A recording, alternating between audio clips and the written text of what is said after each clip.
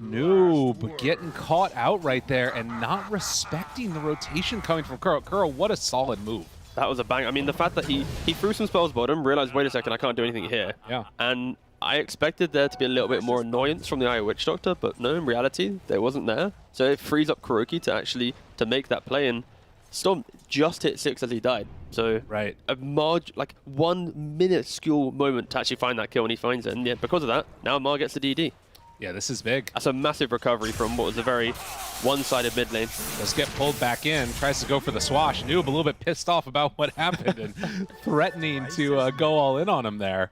Imagine if Kuroki was there still. I know, right? And then he was like, what are you doing, my minute? And then bam, and yeah. second death. But luckily for Noob, Kuroki wasn't there and wasn't punished from his little bit of aggression there.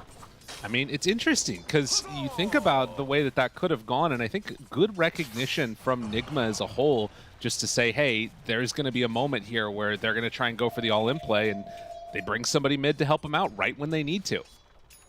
I just love the care package as well. Like, you think about the lane, just mid lane, you got the top river ward, the bottom river ward. Like, yeah. Amara's getting the, all right, buddy, it's been difficult. It's been hard, but here we go. You got all your vision now, you got your DD, you got your quick kill with Kuroki, you're back in the game, boss. See if he can continue to make use of that, as there's still not been that many movements at all. 7 minutes in, 1 kill. I mean, I feel like the damage done between the two teams, too, is just like nothing. They're just sort of all hitting creeps. Nobody wants to sort of take a big step forward with this one. Yeah, I think both teams just respect the fact that they're going to be able to break away from lanes at some point and make moves. You know, on one side, you've got Pangolier, you've got Mono Kisses, the constant threat of Disruptor, and on the other side, you have that group up potential around the Undying and Tombstone, Witch Doctor that we mentioned. So I think both teams, like, if they give away some cheap kills, it's just going to compound like the next move the team wants to make after, right? So it's a slow and steady, and then as soon as we get the kills, it's just going to be flowing the entire time. Yeah, I think that's a good point to consider as well, is particularly with OT's lineup, there is so much snowball potential, and well, they're going to start it off right here, trying to kill off MC, and looks like they are going to get him. As GH runs away from the zombies, they glimpse Storm back towards mid, which I think he's pretty happy about, to be honest. Almost was able to get access there to that 8-minute rune, but it was Omar that had to come on in and take that one away instead. Wooder thought about the stun, but didn't connect. That's so annoying, actually. Like, Noob, he gets glimpsed to mid, doesn't get the rune, but Io has Soul Ring, so all he has to do is tether the Storm, boom.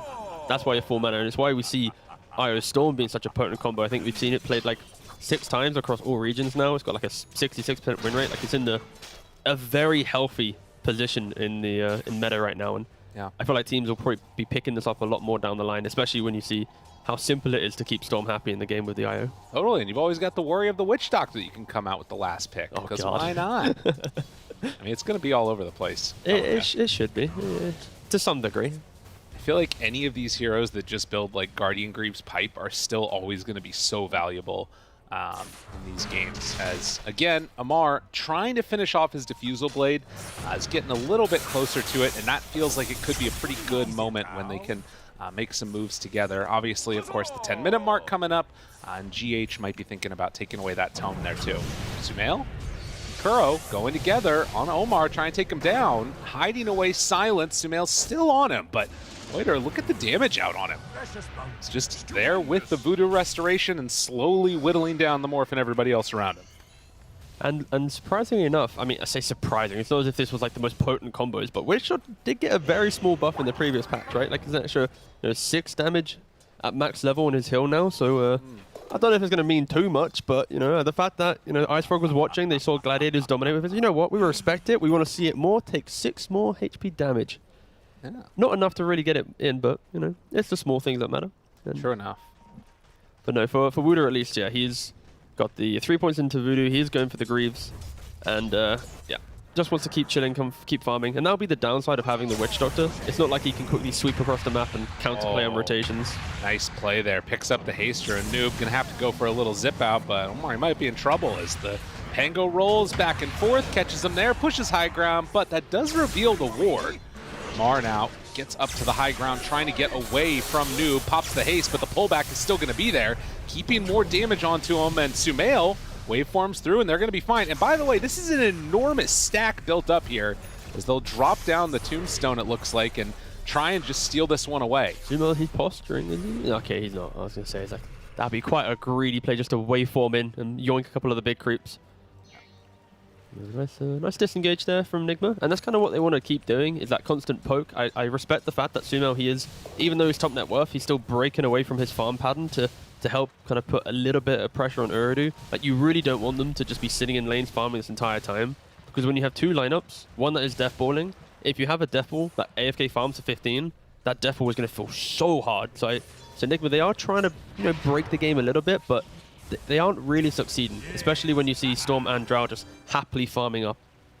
Yeah, if they're sort of free to get to this timing and thinking about BKBs and what else is that's going to mean, it's going to be tough. As up top, MC just gets brought down. TA2000 able to run him there. It's the classic noob play, right? It's you go from mid, you quickly find an opportunity to gank and goes top, right? He's been top twice now. Both times he's gone there. He's got a kill on MC, and he's just helping TA2000 into the game. Well, there's a smoke up now. And SumaiL is going to TP to try and join the rest of the team who are looking for a bit of a go onto TA2000. Kaori not in position to break this smoke, so this should be a freebie if they can get there in time. This is with Diffusal Blade done. They're going to go for the Glimpse play. A really good gust, though. Keeps TA2000 alive, and now with a relocate in, they're going to drop the kisses. But this Rupture ulti hits onto all of them. Oh, a great timing there for GH. Oh my god! And they blow them all up. What a call, and yo, sometimes it's best not to relocate. That was just filth. I mean, everyone watching, Christ. That doesn't happen often in Dota. The beautiful 4-man static storm into Mortimer Kiss is absolutely everything. And Noob, and then Noob as well. Top it too, and they find him. Gonna be there with the swashbuckle. All 5 go down. We talked about the death ball from OOREDOO, but they just broke it in half. The damage, you have to respect it, right? Like, I feel like for OOREDOO, they should be fine if they're, you know, one hero tanks the static storm, one hero takes the Mortimer Kisses, but you already see here, the gust starts up TA2000, like, boys, I'm kind of surviving, and yeah, as soon as he turns that corner, they see the vision there, it's like, you just TP'd and relocated into a really poor position. A little bit of miscommunication there from OOREDOO, because it's, against these heroes, you've got to respect the AoEs, and I feel like, yeah, a little bit of a misplay there from OOREDOO. I mean, I will say that if I'm looking at this OOREDOO Thunder draft, if they had like Greaves at that point, or for instance a Pipe or something like that, I think that play turns around and looks amazing for them, but they just didn't get that gold yet. They haven't gotten those big team fight items yet, and of course they all got silenced and blown up. Yeah, they got absolutely slapped, yeah. But I can see a way that if they can sort of survive this window when they don't have those big items yet, maybe they can make it work. I'm just concerned now after losing 2 towers if NIGMA can just run away with this. I mean, yeah, for OOREDOO, what you're leaning on is exactly what they're talking about now. It's, guys, if we can just survive the Static Storm or the Mortimer Kisses, these heroes will fall off. And then they just got to 5v1 this Morphling. So if anything, it's OOREDOO's positioning should improve now in the upcoming engagements. But yeah, for sure, NIGMA, the fact that SumaiL has sat at top net worth this entire time, whenever you pick Morphling in these types of lineups, it's always, how quickly can I get to like Dragon Lance Manta plus whatever active item he wants, right? And you already see from Amar, he's the one that actually got Scardy in his quick buy, so potentially this Morphling might pivot to just like an Axe build instead, giving away the Scardy to the Pangolier, so kind of distributing the big game-winning items to make sure they happen a little bit quicker. But yeah. And I mean, if TA2000 gets shifted into with Ag's form Morphling, that is just crippling her damage output. You're having to rely so much on Storm at that point. And you take a look up top, and while TA2000's farming out these stacks, it's SumaiL that's already bringing down this tier 2 tower to half HP or so. They are really accelerating the game in some capacity there.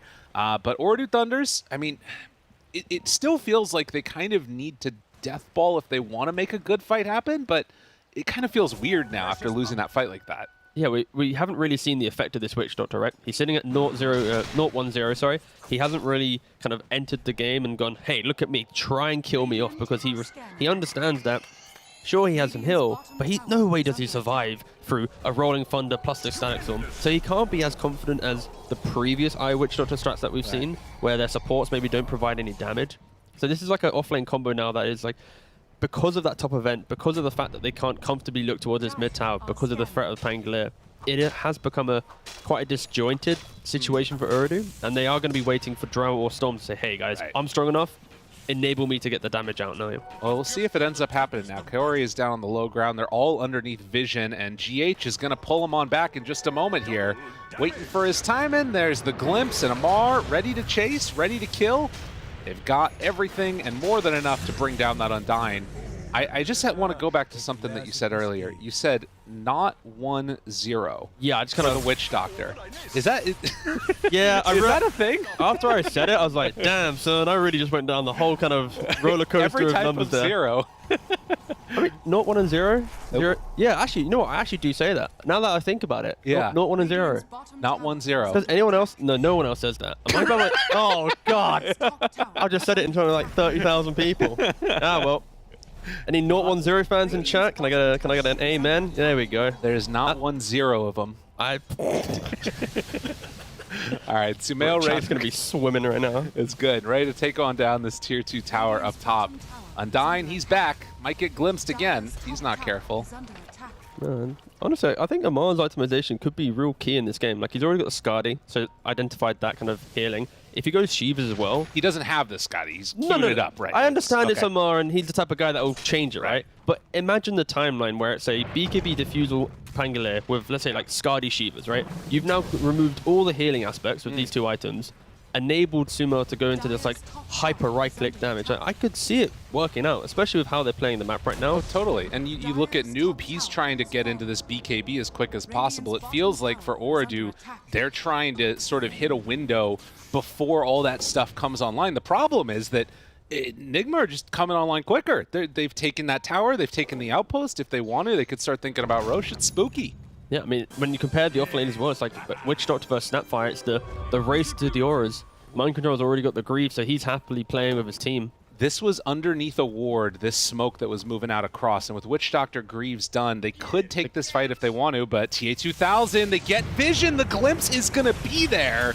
Does get away for a moment. Can they turn this fight around now? Control onto her, Global is out. They need to get the Greaves in there in time, but the TPs, they're taking so long. TA2000 starting to die, but there is the TP in, and they're able to survive the first salvo. MC will manage to get out of there, but a very close call, and they weren't able to get the drought. Seeing elements of that sustain from OOREDOO, right? It's the GH has played a really strong game so far, always getting these glimpses onto the drought, always, you know, pressuring her when she comes to the lane, but that one time it was a little bit disjointed, and you know, you get Soul Rip, there's an IO, there's a Witch Doctor. If you don't kill them in that moment, they're probably going to be able to survive to some degree, and that will get harder with time, especially when Drow picks up the BKB, but yeah. Right. Well, and maybe a little bit of a misplay there too. We saw GH, you know, have to drop down the kinetic field to get the vision for yeah, Drow. Exactly. And if he had that kinetic field, obviously Drow was not going to be able to force staff away. You've got all that burst damage. She would end up dying.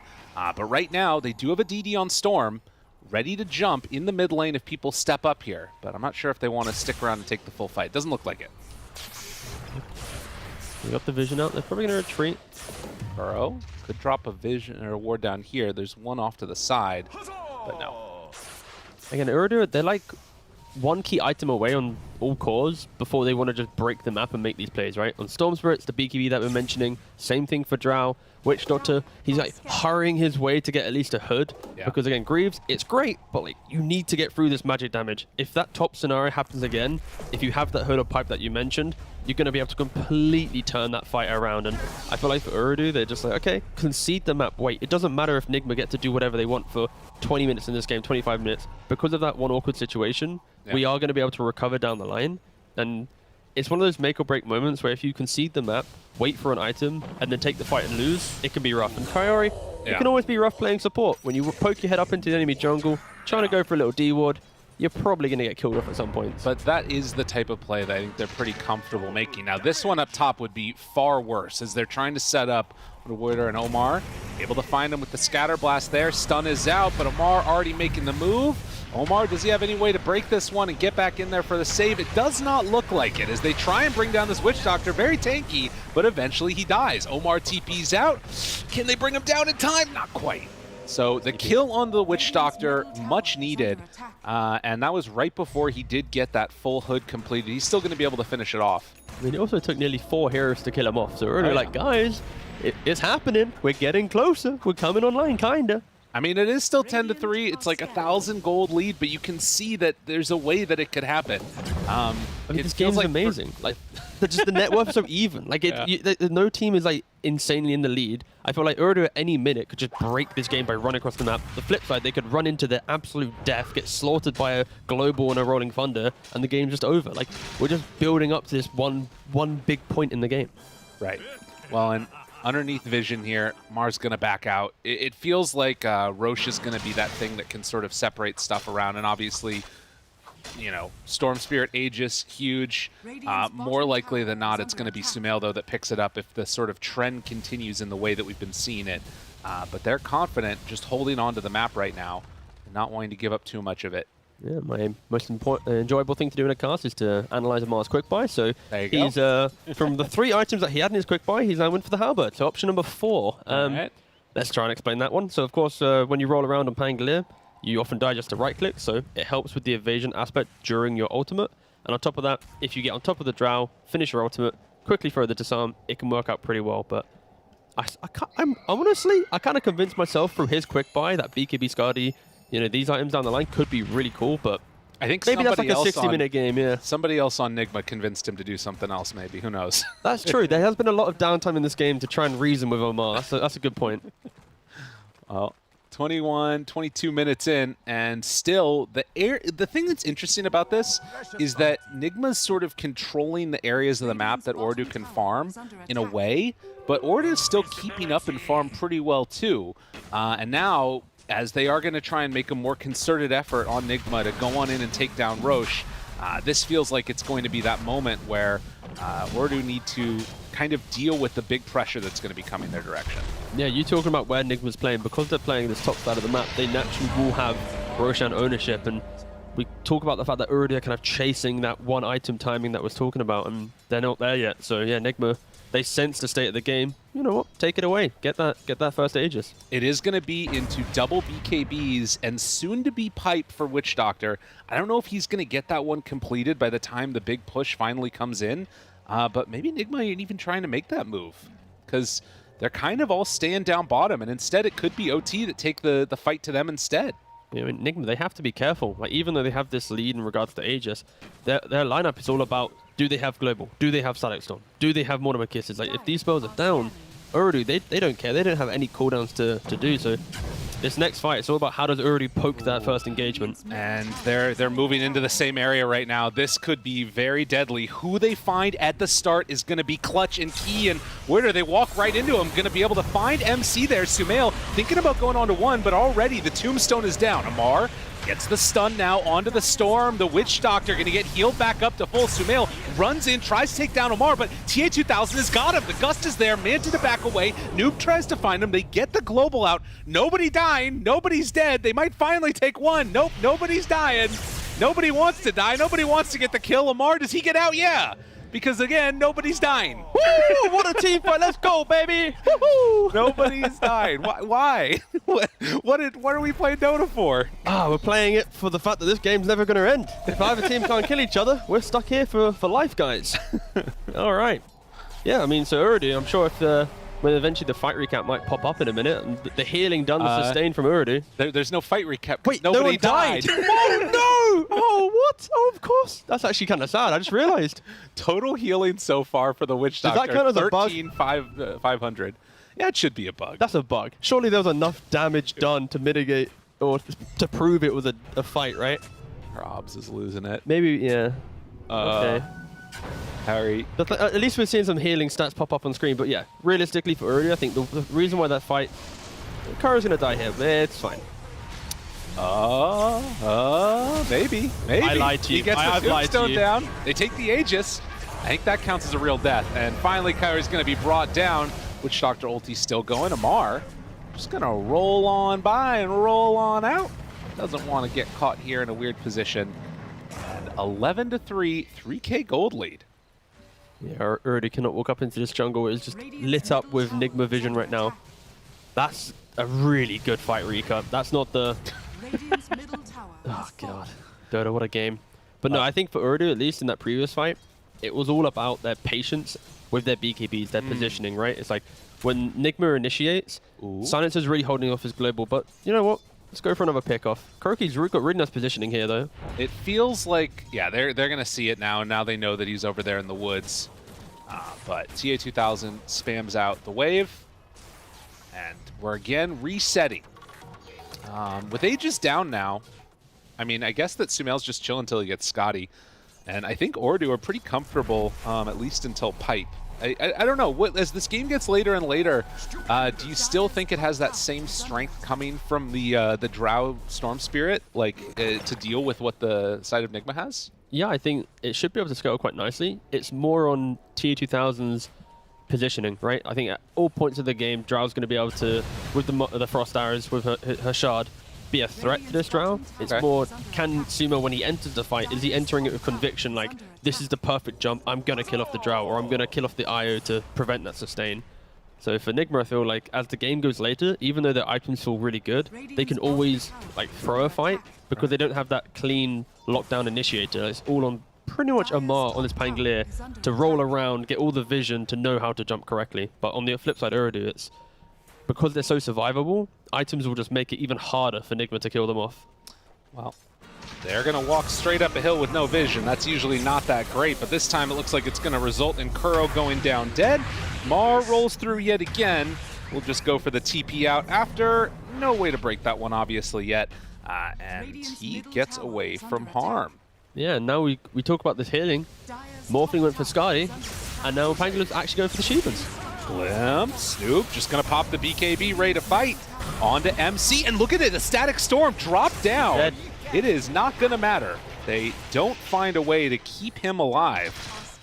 And just like that, they lose a couple. I mean, OOREDOO are just playing this map with so much confidence, right? They're smoking up into the high ground, Drow's forcing in, and then it's on the flip side. It's okay, we got to kill. So let's just run back across the map and get another one. Sure, it's on 2 supports, but the fact that they are playing into global, into Rolling Thunder, is like, whatever. Like, if we fight them, we have these BKBs, we have these ways to posture. But this double anti-healing timing, it will be coming out from NIGMA.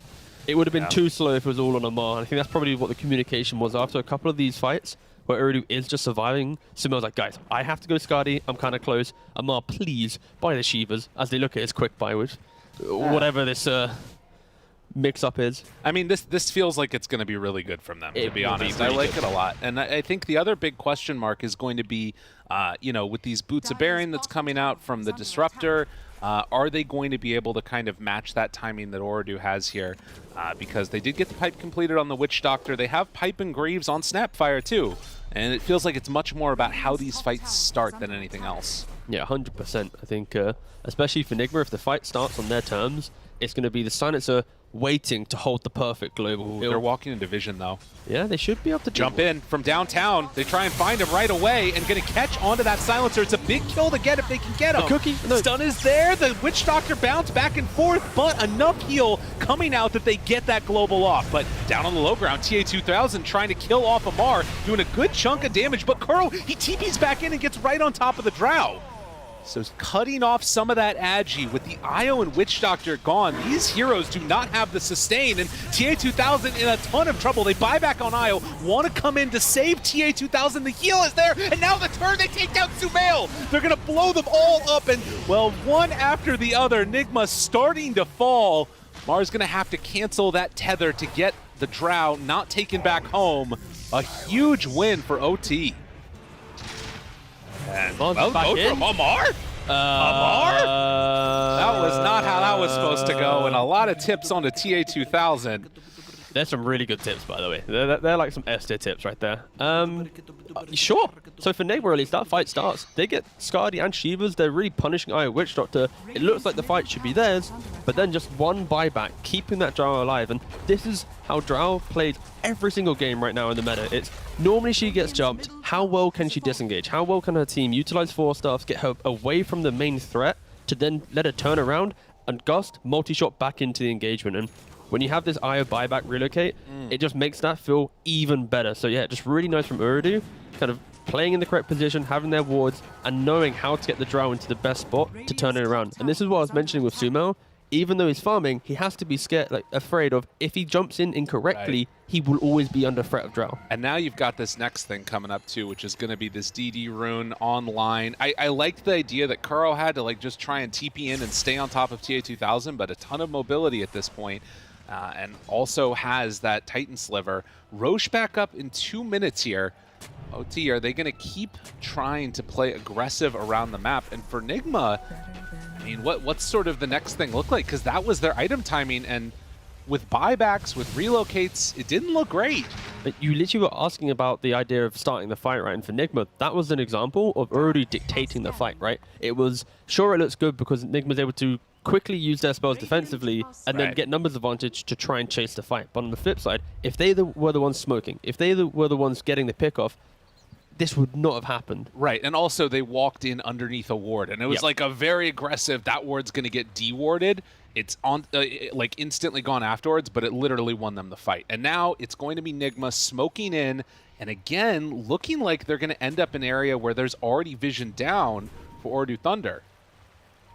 Well, they're going to play around this vision instead. They see Kaori walking into the pit there. Glimpse, pulls him back.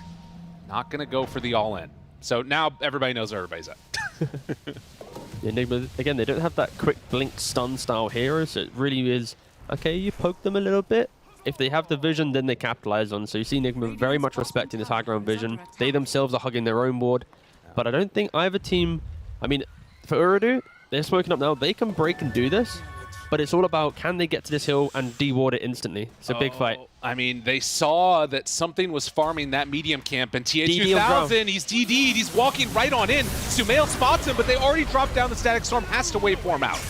No way for this fight to end well for them, at least starting on those terms. GH tries to back away, is going to get the glimpse. Noob out of mana. Kaori, it is going to be enough to bring down GH, and MC, he's caught too, but will manage to TP away. So another fight with the DD on Drow just ending kind of poorly. Yeah, NIGMA, they can't deal with it when OOREDOO jumped them. Like, even though they have this global, unfortunately for Kuroki, 2 fights in a row, he's kind of been jumped at the start, so not really utilizing that as a good defensive tool right now. And Roshan's up in 2 seconds.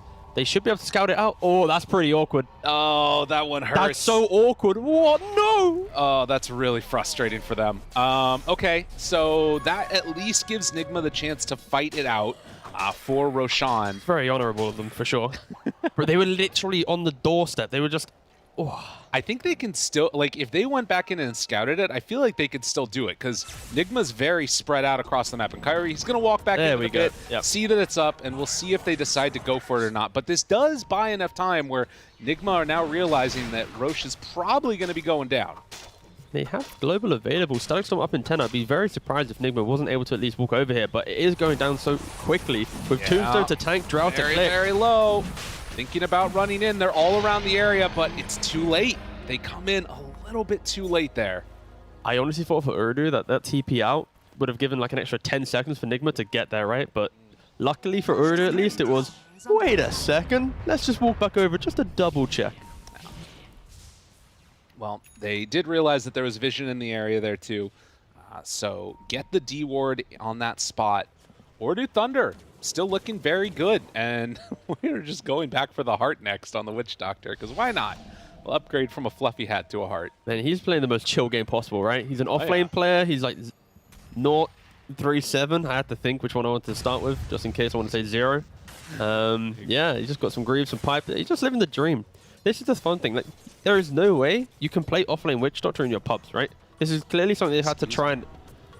Do you think Wooter, ranked 60 off-lane player, has gone, you know what, I want to win 30 MMR, I'm picking off-lane Witch Doctor. Hell yeah. And hoping my POS4 wants to play IO. Yeah, that's the dream right there. You got to believe in your teammates. That's fair. I mean, that's true. Yeah. No, you're right. No, it's not happening. I mean, it's a scrim hero, but yeah. That's fair. And he actually, on Dying, is queuing up the Lotus Orb next, too. 35 minutes in, and just sitting behind TA2000. I think they're ready to keep this momentum going. There is a TP going back towards the top side of the map, and the global comes out. They got him caught. He's dead. Noob was not anticipating a ward up on the high ground. The whole rest of the team on that side. What a pick. I I need to check the death summary there. Yeah, it was just a global cookie. I was like, I'm trying to check, like at least double check what exactly caught him off guard, but no, it was the vision, zip, boom, instant global stun. He just dies off. So yeah, nice positioning there from NIGMA, but that's Noob's mentality this entire game, right? Or at least how he plays as a pro. It's always, if he has some farm, if he sees an opportunity, he's going to just try and force out that spell. But this time, NIGMA very much in position to punish him. Ooh, and SumaiL picking up that big item now, has the gold for it. It's going to be the Agnum Scepter flying out. Now, this means no buyback, but the amount of agi you're going to be stealing from TA2000 is pretty insane. And they're trying to slow down the push mid with even the kinetic field, while simultaneously they're dropping the other lanes. They're losing this Rax battle. They have already lost the tier 3 down bottom, and GH, just on his solo, is trying to keep alive their tier 3s. Okay, one TP comes back. They've got a glimpse ready still. Amar is there. He does get silenced, though. Ooh, and there's going to be staying alive. But that's a full lane of Rax that they lose. What an outplay from NIGMA. Like, Storm pick off into solo defense from Disruptor, utilizing glyphs just a little bit better on the side of NIGMA as well. And yeah, they get a Rax for free. I mean, look at this. This is a 6,000 gold lead. This is an Aegis in hand. This is everybody on OOREDOO Thunder being topped off. And they're the ones that are losing the Rax. And creeps are still in their base. Just a really disciplined call from NIGMA. Again, like in some scenarios there, teams feel a little bit under threat, but no, they knew exactly what they wanted to do. For TA2000, he does have Lincoln's soon complete, so this big ag timing that you're talking about will be at least cushioned by the fact that TA2000 will be able to potentially prevent it from hitting straight off the bat. Actually complete as we speak. Okay, so that's going to be a big one, and that's going to be the reveal. So NIGMA going to have to be very wary about how they play this and making sure that they get full value. But the Hex is there. They find the Disruptor for Staff. Cookie keeping him alive, and GH gets the Ghost Scepter off. Now they see that the Lincoln's is there. It's going to be broken right away. Now, that wasn't the Morph, so he still has Morph available. And you can see they take down the Tombstone. They hold their high ground. NIGMA making it work for themselves. Yeah, I think OOREDOO kind of losing a little bit of threat with their Stone Spirit now. Every time he jumps in, there's Forces, Glimmer, Capes, Ghost Scepters. It isn't this, oh wow, look at Storm, he's always killing X hero at the start of the fight. And especially when you get NIGMA into the base, it's even harder. SumaiL, they're right on him. The Hex is there. Where's the save? They got it for a moment, pulls him back in. The Cookie, and the Disruptor will be down, but he's gone, and no buyback. Amar's gonna fall. They are gonna take the entire base. Amar and SumaiL gone with no buyback. All they need is creeps. There's creeps hitting their tier 4 towers, for goodness sake. But what a freaking win that one was. I just didn't expect NIGMA to walk out their base, honestly. I thought they was like, you know what, that's great. They just survived a little bit of Storm jump, but no, they give the one opportunity for OOREDOO to pick off both big cores. They're dead, no buyback. Again, bottom tier 2's alive, so they shouldn't get mega creeps, but I mean, OOREDOO can go for top. A little bit of mid, maybe a little cheeky bit of, you know, tier 4 poke if they really wanted to. I mean, that's so much. You lose those two cores. Yeah, they're saying they're not buying back for this. They might not have buyback at all. Now, no Aegis is available, but with 30 seconds until Morph is back up, how much damage can OT do? They don't have any damage out of these 3 other heroes. Win conditions at various points in times for NIGMA have been Amar and SumaiL, and they're both dead. Okay, to be fair, OOREDOO can't end the game. The Ancient is way too strong that at worst they're going to hit this tier 4 and they should be able to disengage. All right, we'll see. Or they're going to run away. They should run away. There we go. All right, they too don't many want times. to attempt it. There we go. I mean, that's still 2 lanes of Rax. That's huge. But they have to be careful. Like, walking into low ground in an area OOREDOO is like parked up for the last 10 minutes with no detection against... That was bold from NIGMA. Like, they made some incredible bot lane Rax trade play into then the most relaxed... Right. Very, very 50-50 right now with NIGMA, and not the EE 50-50s that we see on Reddit. You know what that is? That's like somebody doing some like crazy parkour trick and like doing a backflip gainer into something, and then they just like trip over their feet and fall on the face. You know what I mean? It's like they did the coolest thing ever, and then just the simple thing caught them off. It's the bane of every Dota player. True enough. A couple bounty runes are going to be over there to the side for the side of NIGMA, and for OOREDOO Thunder, one last lane for them to go after. They can also just hold on to this side of the map if they want. And there's still, nobody has gone back to deal with the creeps in the base. The tier 4 tower is going to go down. Like, they're like, look, we lost our Rax, we're done. We're not playing bottom anymore. They're so stubborn, aren't they? like this didn't happen. They're living in a whole different dimension where they still have their bot racks. Listen, they need to finish the game quick because otherwise the creeps are going to kill the Ancient. All right, NIGMA with the 6th man in the roster. It's been a couple years since we've had one of them. Oh, jeez. Okay, but in fairness, OOREDOO, they are playing topside because Roshan might respawn in a minute. Yeah. They want to be in position to take that. They take Aegis, then they can relocate, not with IO, but literally their 5 heroes to the bot side. With IO too. Oh, wow. Look at that. Double whammy. But they want to go Aegis into bot side, take tier 2, threaten for the mega creeps. And finally, after so many minutes, they are able to push out this lane. GH might see some spirits flying around over there, but the relocate is going to end. He was maybe thinking about a glimpse there. But not going to be able to connect onto it. But yeah, they're just going to keep this lane pushed out. And that's something else to watch for. If SumaiL ever buys some of these boots of travel, could be some game-winning plays down there. But movement across the map, they're heading into the area where SumaiL is at. SumaiL pops the Manta already. Maybe sensing that there could be some danger heading around his way is going to back out. Yeah, and a big trade-off as well with GH gameplay. Right, he went for Ghost Scepter, Boots of Bearing. He's not going to have this Aghanims that, you know, a reasonable amount of time. Normally you get Aghs around maybe minute 40, 50 in one of these games where you're playing more aggressive, but we're not going to see that effect where it's like, we caught the Drow, she didn't get BKB off. So NIGMA really have to lean on each other to force out these defensive tools. I think this is the 3rd game that I've seen GH play Disruptor and go Boots of Bearing. It seems like he really values that item quite heavily. And maybe it again speaks to like the way that this team functions in general, where it's him and MC picking up these like support-oriented items. MC is also thinking about trying to go for some scaling himself, almost at that level 20 for the Little Shard to use attack damage and has the Chrysalis built up. But Aghanim Scepter in the Roche pit. The perfect respawn. Roshan's up, NIGMA smoking. Vision though, OOREDOO have 4 wards around here, but the bot lane is still hitting. They think that somebody's going to have to come back to deal with this. OOREDOO Thunder, they're in the pit now. Amar starts to go in, and it's a haste run for TA2000. Are they just going to go in for an all-in play? I mean, this is going to be Roche down. It doesn't look like they're trying to fight it. Yo, NIGMA's kind of pinging the base right now. They're also awkwardly waddling in a little conga line towards the bottom. Are they going to try this? I mean, all right, here's the thing. They have Glimpse available. But they have Glyph available on OOREDOO. They do have Glyph available, but Glimpse is there. And Amar walks in, gusted immediately, has BKB. Halberd is there too, and well, now he's been left behind by his team. Gonna think about the roll-up play, tries to get away. So they force back all of OOREDOO Thunder and aren't gonna really be able to get much for it because they're also, their Ancient is exposed and starting to take some damage from creeps. I can conclude, Lyrical, that achieved nothing. Yeah, no, it looks cool though. For a moment, it did look cool. But I feel like for NIGMA, that play can work if they're, let's say, 10, 15 seconds earlier, where it's like they're hitting the tier 4, forcing a glyph.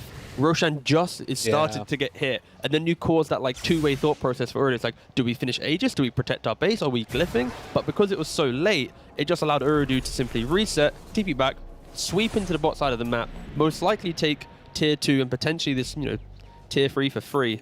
NIGMA, they're going to have to defend this because if they lose the next fight, it's going to be GG. Well, it's definitely going to be a tough one for them. And 21,000 gold lead. A refresher is done now on Noob with that Hex ready and the Aghanim's Blessing brought together. So, I mean, this just feels like it's such a difficult fight. I don't know how they really try and take this one super effectively. Yeah, it's going to be difficult, but Tombstone for high ground for some vision. Got to find a way to hold here. TA2000, just throw the Lotus on him, let him click away. A very, very bizarre game so far, starting with 5-on-5 fights with nobody dying, turning into, you know, buildings dropping quickly while teams are spread out across the other side of the map. And now it's just the slow, steady push that we knew could come out from this roster. The pullback onto 2. Do they have a second round of it now? They do manage to connect onto both of them. Hex there. The silence is onto Drow. Amar buying some time because it's solo Storm on Noob trying to find kills and he's not getting it.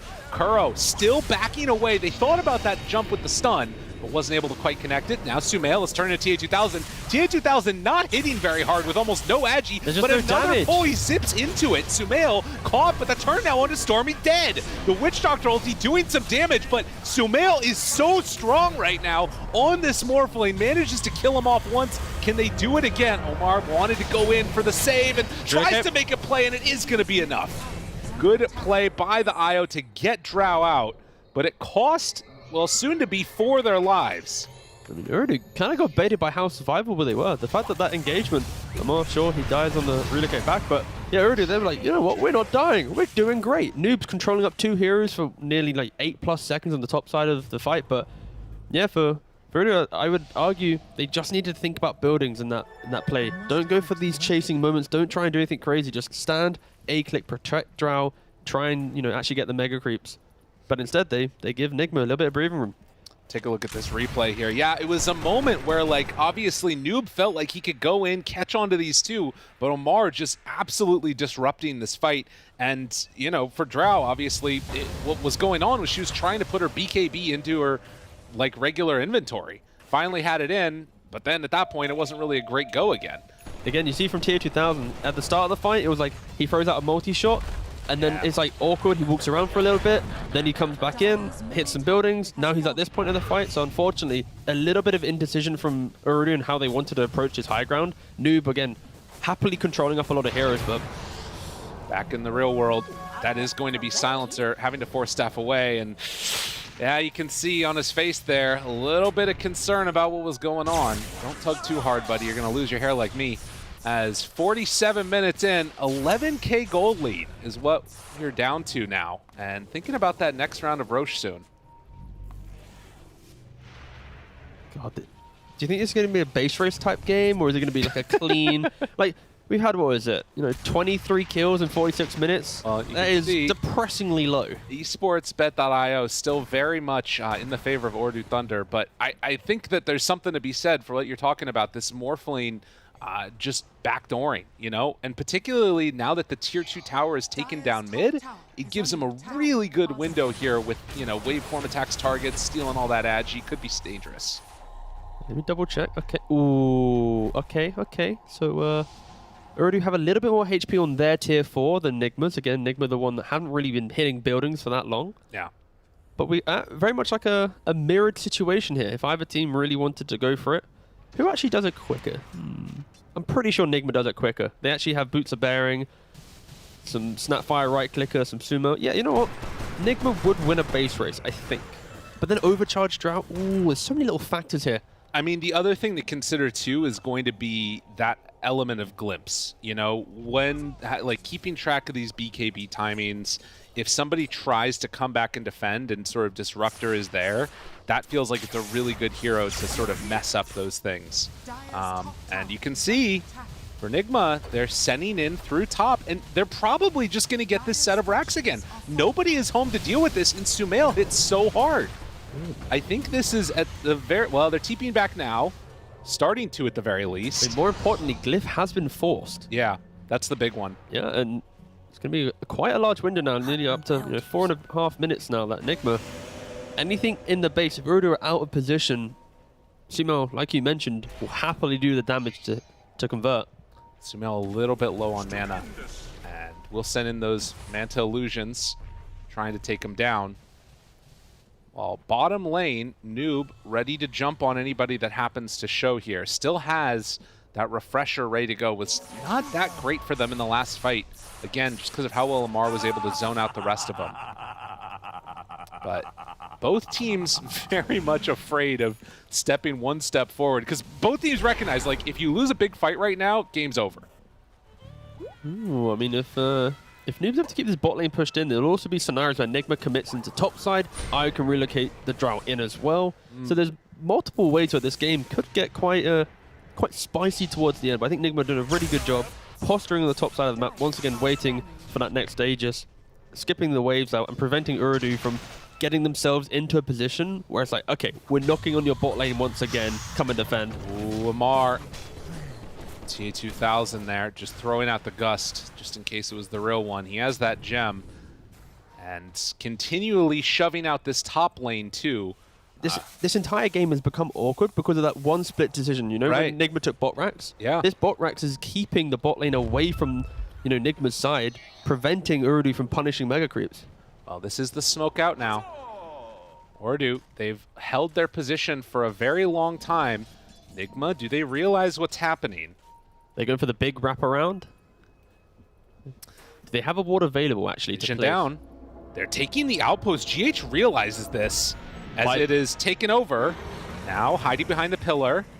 Very awkward position, but Amar, he rolls in, finds one, Static Storm down. Noob pops that BKB, Global out after the BKB. Disarm onto TA2000 while her BKB was going. They've used a lot of resources. Can they go for any more? Noob jumps in, goes pretty far. Witter also nearby. GH is kind of in no man's land, and well, we'll pop that Ghost Scepter, tries to get away, TP out. Don't think that one's gonna work. No, he does. No pull. I mean, Noob had Refresher available. If he wanted to commit for the kill, he could have. Well, that was right as Roche was about to respawn, or capable of it. We still have 2.5 minutes. Oh, look at bot lane. Do you think OOREDOO's going to look here? They have failed to look at bot lane before. I think they're going to. They have a poor track record at looking at bot lane. That's a huge wave. That's a big wave. And actually, NIGMA smoking in as that's going on. They know that somebody has to come and deal with this. If they could find the fight 4v5, that would be a really good window for them. And Noob shows.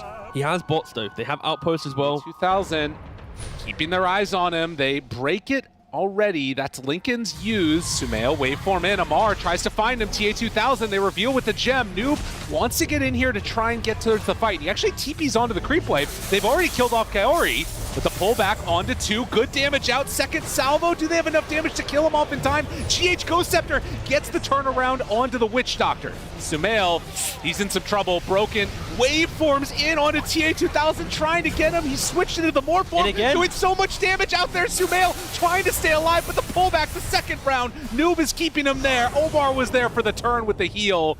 And at the end of it all, is looking like OOREDOO are coming out on top. But look at the base. The tier 4 towers are getting hit back at home. Also inside of the OOREDOO Thunder base, they are starting to lose some as well.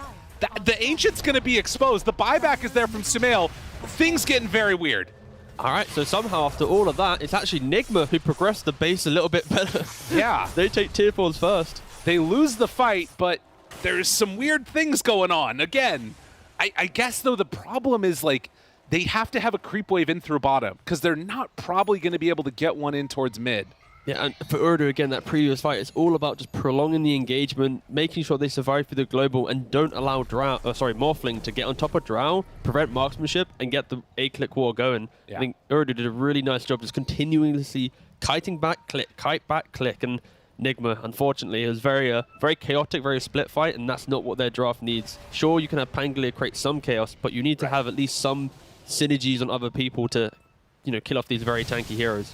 Well, one of the big things to take away, too, is this very long Roche respawn timer. I feel like this is favoring NIGMA so heavily right now. It's going to mean that SumaiL can finish off this Daedalus. And actually, before Roche respawns, they're trying to head onto the map. Now, this is a huge window with this ward. If they see these heroes and find him, GH realizes, yeah, this is going to be the death of him unless he gets out of there. Do they have a way to break it? Oh, man. Look at the coconut go. Very, very close. And yeah, the coconut's going to connect. SumaiL is on bottom, but this is the big Roche that's coming their way. And Fortify is back up. So both teams have Glyph, have Fortification, very much ready for any of these weird rat shenanigans that could happen. If we were to get this Aegis and look to, you know, walk up aggressively, I do see a scenario where NIGMA equally try and mirror that, and there's a lot of chaotic defensive spells that they can throw out to hopefully win a base race. And as all this comes through, I'd be surprised if NIGMA can actually win a full 5-on-5 fight with the Aegis, the cheese, another Ags. But their Ancient is exposed, and the creeps are in the base right now. If, you know, they can make that move happen. I mean, GH is drawing the line already on the minimap. He said, guys, posture yourself ready for bottom. If OOREDOO step up. Yeah. There was only one line I saw on the minimap, but I'm pretty sure that's exactly what GH said. Yeah, GH is dealing with the creep waves. SumaiL picks up an illusion rune. Waveform on in. But OOREDOO just need to go bottom, grab this wave, walk it down the lane, and then there will be none of these base race shenanigans. That's what they're doing here. But There is a ward. NIGMA see them over on this high ground area right now. I feel like everyone's just drawing on the minimap right now. This bot lane is just hot topic. It really is. Okay, there we go. I was like, if OOREDOO just don't push out this lane, it's like you're just providing the content. Yeah. Throwing for content. We've heard that. Whoa, whoa, they're not throwing, they're providing. They haven't lost yet. I mean, 25,000 gold lead. At this point, who was it that picked up the Ags anyways on the side of OOREDOO? TA2000. Okay, so yeah, she's hitting pretty freaking hard. And has that little split hit as well on the arrows. And the last time OOREDOO came to this position, they weren't able to take the melee racks. They lost the Aegis, and NIGMA swept into the map. Since then, they've accrued a bigger lead, some knowledge, and maybe this time they can get the mega creeps. Interestingly enough, right now, Oh, Drow disrupted. does not have the Scotty in her inventory. So there is nothing right now that breaks the attribute shift. And Disrupted just pick up Axe. And he's hidden right now. No one's seen him. Hiding away, needs to be careful. That Disruptor Axe could be huge if they manage to find it. Needs to stay out of visions. There's no chance for anybody to click on him. Up at the top, the Shiva's guard is out, trying to create some disruption, and Noob right on top of it. He's in trouble. SumaiL starting to beat away at him, and they jump in with Witch Doctor to try and save. He also is in trouble. A massive static storm. That was exactly what they needed, but now they need a little bit more. Noob jumps in. That's after the buyback. MC backing away too. They're able to get the pullback onto both of them, but Amar and keeping him away. MC is already dead, but SumaiL waveforms out. Now this is going to be mega creeps if they can finish this one off, but they managed to find a bash. The stun is there, the gust, and now the Mortimer's Kiss is coming down onto TA2000. She is stuck, starting to drop lower and lower. This is only going to be life 1 if they can get it. Another kinetic field. Looks like they're close to getting Amar right on top of TA. Finds it there with the cookie stun. The melee rack still lives. All of this heal is there, but it's not enough. She goes down once. Can they kill her again? TA2000 turned upon now. Omar there, keeping her survivable. Another round of swashbuckle forward. The Witch Doctor's completely out of mana. The battery of heal only lasts as long as your energy goes. And they take down the Drow. Unreal. Omar. They found Omar as well. They find him. The roll is backing out. NIGMA somehow, someway managed to hold on here. All comes down to that static storm reveal, in my opinion. The fact that they punished Noob at the start of the fight. He wants to go for the all-in play. Needs to be careful. That's bold, boss. Yeah. You're a setup hero. You don't have that kill threat. Noob's, he's gigging. He's like, yee. I just got the double vortex and peace, I'm out again. Noob's job right now is just to skip the waves, and mid-tier 4 goes down for NIGMA as well. Somehow the teams that win the fights lose the base. It's very confusing stuff happening in this game, but both Ancients are now exposed. And yeah, NIGMA down by 25k gold, able to keep themselves in the game once again. Now it's down to just 15. And buyback status is the other thing to keep our eyes on right now. So they don't have it on Morph, MC, or the Pango, while the Storm Spirit and the Undying also don't have buyback. GH again in that previous fight did incredible work. Like these kinetic fields, just constantly keeping Drow in base. Like she didn't have a BKB. There was no way for OOREDOO to get her out of the kinetic, and it's now just, okay, I'll just perma use it on top of you. Yeah, it's incredible stuff from GH. Well, they're ready to go again, and they need to make something big happen here. Now, Storm, Noob, he is farming up the Ancients. They have an idea that he's over on this side. If he shows on this wave, which he is right now, can they catch him? GH runs in, Static Storm's down! He doesn't have buyback! Aeon Disc to try and stay alive, but he is in trouble. And that is going to be Noob dying. No buyback for 2 minutes. He just didn't respect the static. GH just has Noob's number, honestly. Incredible stuff. These are the plays that you need to get back into this game. They are clawing themselves back in, kill by kill. We were hoping for a big series, and with no Storm, can they do it? There's vision down to scout these heroes before they get into the base.